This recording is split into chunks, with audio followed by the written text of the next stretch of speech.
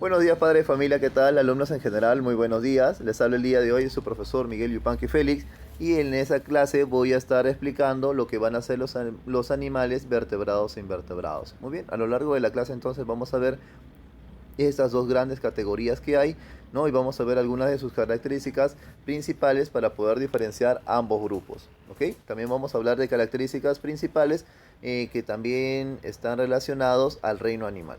Bien, vamos a avanzar entonces. El tema de clase dice objetivo. El objetivo de la clase va a ser aprender acerca de los animales y sus clasificaciones. Vamos a ver a las dos clasificaciones, animales vertebrados e invertebrados, y también a sus subclasificaciones que hay dentro de cada categoría. ¿Ok? Muy bien. Los animales. Los animales van a ser seres vivos que se van a adaptar a cualquier tipo de medio ambiente. Esto quiere decir que los animales pueden habitar en cualquier tipo de ecosistema, en la Antártida, en la montaña, en la costa, en la sierra, en la selva, en un desierto, en cualquier tipo de ecosistema existen este tipo, ¿no?, de seres vivos. ¿Ya? Los animales tratan también de adaptarse a su medio ambiente y desarrollan nuevas características que los van a diferenciar de la misma especie pero que habita en otras partes del planeta. ¿Ya, chicos? Muy bien, en este caso también van a tener un desplazamiento, ya se van a mover de un lugar a otro, van a ocupar diferentes territorios y por lo general tienden a dominar un ecosistema. ¿Ok? Bien, existen características principales que los diferencian de otros seres vivos. Por ejemplo, el taxismo.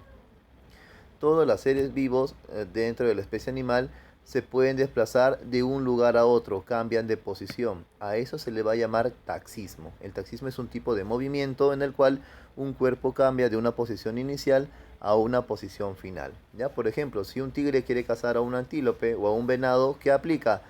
Va a aplicar su movimiento por taxismo, ¿ya? Y de esa manera va a poder conseguir su presa. ¿Ok? También los animales son heterótrofos. ¿Qué significa heterótrofos?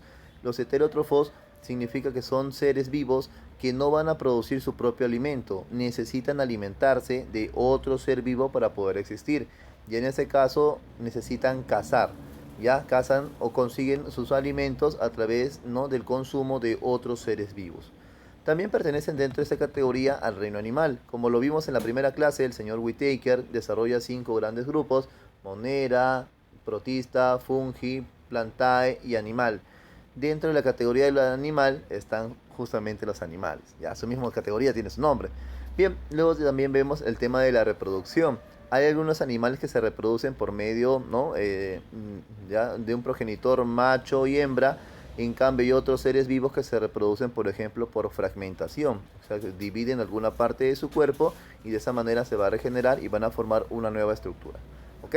También tenemos a los seres vivos, ya como los seres humanos, que somos seres muy complejos, dominamos cualquier tipo de territorio donde está el ser humano y estamos clasificados también dentro de la categoría de los animales. Y eso vamos a verlo ahorita, ¿ya? Muy bien. Clasificación de los animales. Por lo general, como yo les mencioné, tienden a dominar un espacio geográfico y en ese espacio se va a asentar y van justamente a tener su dominio. ¿Ok, chicos? Va a tener su propio, ¿cómo podríamos decir? Va a tener su propio ecosistema adaptándose a las características propias de ese ecosistema. Ya, por ejemplo, si es un animal que vive en el frío, va a desarrollar más pelaje. Por ejemplo, el oso polar, como vive en temperaturas muy frías, ha desarrollado mayor cantidad de pelaje. ¿Ya? Entonces, ¿por qué? Por una necesidad. Se ha tenido que adaptar a su medio ambiente. Ese es un ejemplo.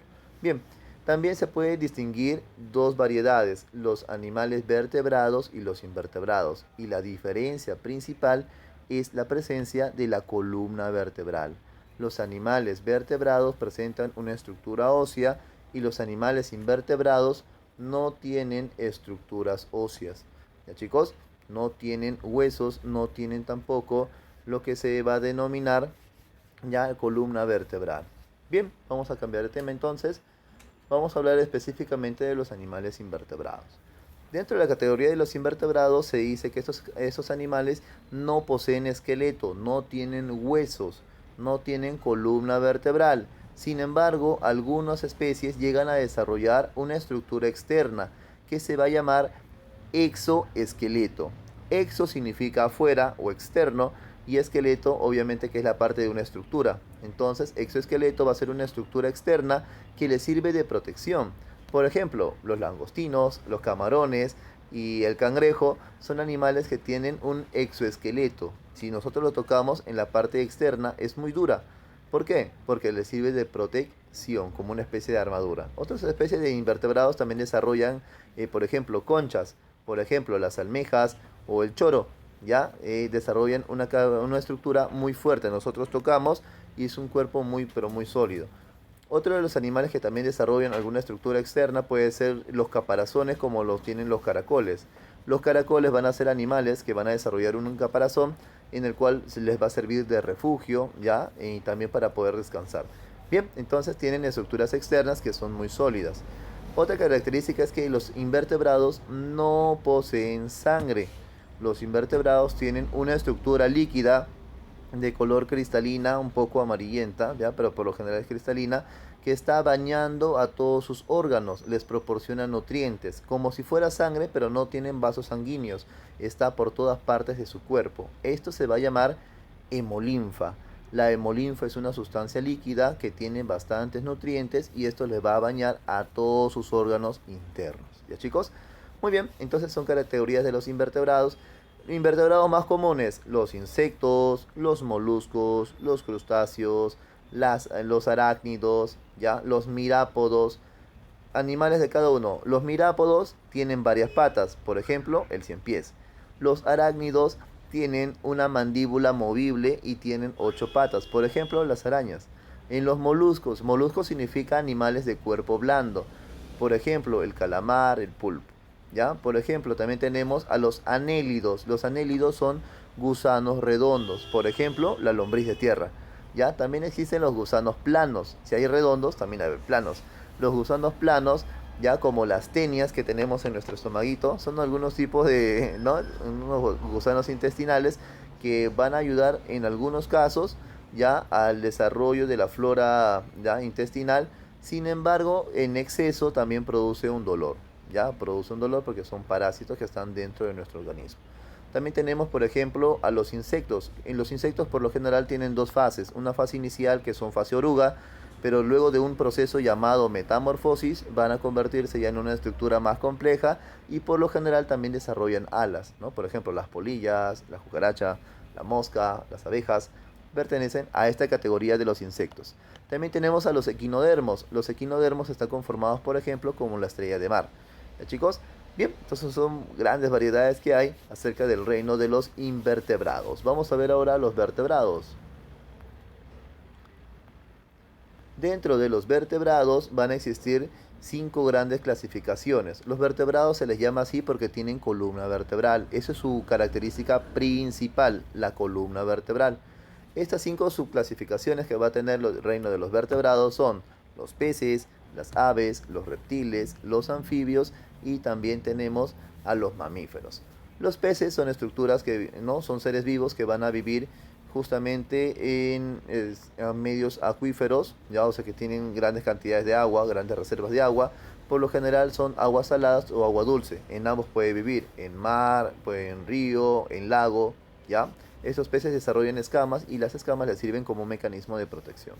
También tenemos a las aves. Las aves son justamente son animales que pueden dominar el espacio aéreo, pueden desplazarse por el aire, ya van a desarrollar plumas. Esas plumas les va a servir para poder controlar el equilibrio corporal, para poder equilibrar también su temperatura corporal, ya, y ellos se alimentan a través de una estructura que se llama pico. A través del pico van a ir tragando los alimentos porque se los pasan enteros, ya no tienen dientes para poder triturarlos. En la parte interna tienen un buche, el buche va a ser su reserva, y luego tienen la molleja, que la molleja es la estructura que va a moler los alimentos. También tenemos a los reptiles. Los reptiles son animales que reptan. ¿Qué es reptar? Reptar es arrastrarse, o sea, caminar arrastrando el cuerpo. Dentro de los reptiles están el cocodrilo, las serpientes, los caimanes, las lagartijas, ya que son animales que arrastran su cuerpo para poder desplazarse. Por lo general tienen la piel muy áspera, ya, característica de los reptiles. Luego están los anfibios. Los anfibios son animales que tienen el cuerpo muy blandito, muy suave, y este cuerpo por lo general siempre para húmedo. Ejemplos de anfibios tenemos a la rana y al sapo.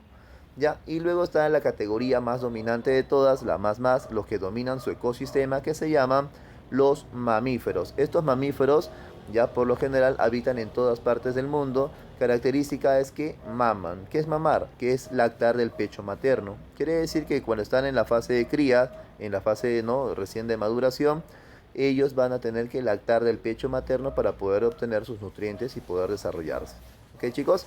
Bien, es por eso que los seres humanos están dentro de la categoría de los mamíferos. ¿Por qué? Porque nosotros al momento de nacer lactamos del pecho materno, ¿no? Es nuestro primer vínculo que tenemos con una persona del medio externo. ¿Ok, chicos? Bien, entonces entre los mamíferos más conocidos, el tigre, el león, el venado, ya pues, el delfín también, a pesar que vive en el mar, también tiene, ¿no? En este caso va a dar de lactar a las crías, es que sí están dentro de los mamíferos. Ya también está el ser humano, el gato, el perro, por ejemplo, que tenemos animales en casa. Bien, en este caso, con eso estaríamos terminando la parte de esta exposición. Cualquier duda o consulta lo podemos plantear a través de la clase Zoom y a través del desarrollo del libro. Chao chicos, cuídense.